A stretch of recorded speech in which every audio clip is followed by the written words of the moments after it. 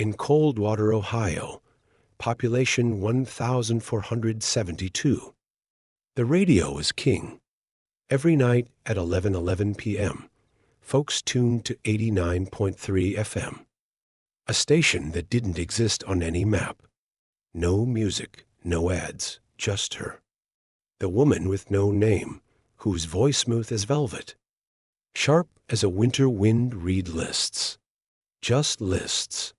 Grocery lists, to-do lists. Names of people long dead. Eggs, milk, butter, Sarah Jane, 1892 to 1923. She'd say, her tone flat but hypnotic. Nobody knew where the signal came from. Nobody questioned it. It was Coldwater's little secret, their nightly ritual. Marla, a gas station clerk with a penchant for conspiracy podcasts, wasn't buying it. She'd moved to Coldwater a year ago, fleeing a messy divorce. And the townsfolk's obsession with 89.3 creeped her out. It's just some prank. She'd scoff, but every night, alone in her trailer, she'd tune in. She couldn't help it. The voice pulled her in, like a hook in her brain. One night, the woman on the radio read something new. Marla Renee, 7-11, 11:11 p.m. tomorrow. Marla froze, her half-eaten ramen hitting the floor. Her name. Her shift ended at 10. She never worked that late. All night, Marla couldn't sleep. Her trailer felt too small.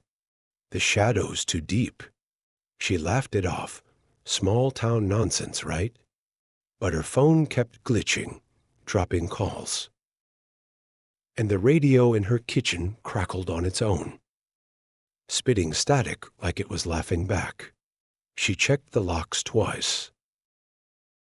Her heart thumping. Just a coincidence, she told herself. But the woman's voice echoed in her head, naming her like a debt coming due. By morning, Marla was a wreck, chugging coffee and jumping at every creak, half expecting the radio to call her name again. The next day, her manager called at 9:55 p.m., begging her to stay late for a delivery. Marla's stomach dropped, but she agreed, cursing her bad luck.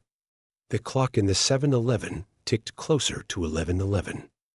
The fluorescent lights buzzed louder, the air thick, like someone was breathing down her neck.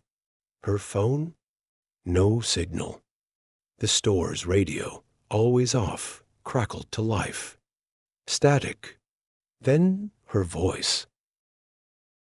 Marla Renee, 7-11, 11:11 p.m. now. Marla spun around. Nothing but empty aisles, and the Slurpee machine gurgling like a dying animal. The lights flickered.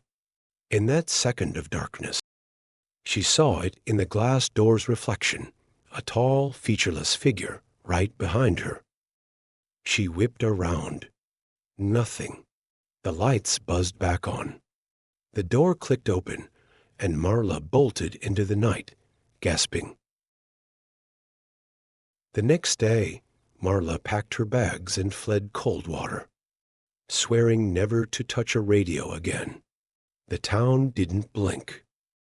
They still tuned to 89.3 FM, chasing the woman's voice.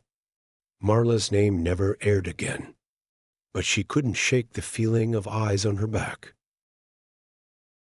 A week later, a hiker found an old Polaroid in the woods outside town.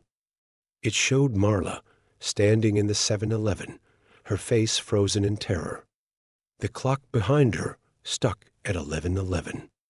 On the back, in neat handwriting, it read, "Added to the list." The signal still hums every night. Maybe it's just static. Maybe it's something else. But if you ever pass through, don't touch the dial.